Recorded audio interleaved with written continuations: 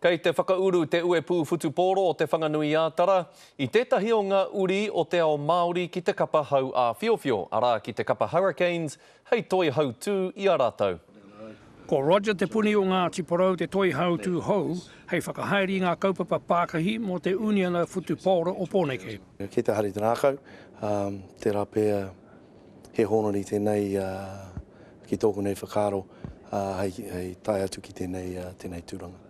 I tohua Roger te puni hei tā te uniana runanga anō i ngā pukenga ko riro mai i āia ki roto o ngā tūranga kai whakahaere Pākahi i te papatongarewa me te tari pau tāpeta.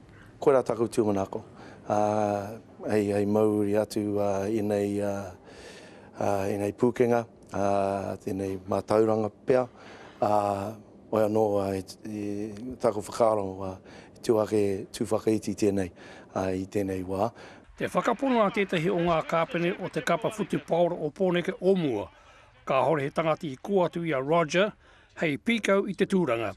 He's done an MBA, he's done time at New Zealand Post as their commercial manager, and of course he had time as a commercial manager at Te Papa, and of course the biggest skill of all, of course, is kaupapa Māori. Ko te nuinga o nā me ki nā kai whakahaere i roti te ao futuporo, he Pākehā rātou.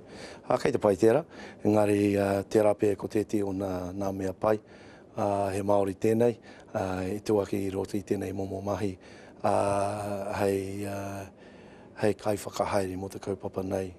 Ko Roger te puni te Māori tuatahi kia tohua ki tēnei tūranga mo te uniana ehu tūporo, matua o Pōneke. Hei te marama o painga whāwha ka tīmata tana kawanata. Joe Glenn, Te Karere.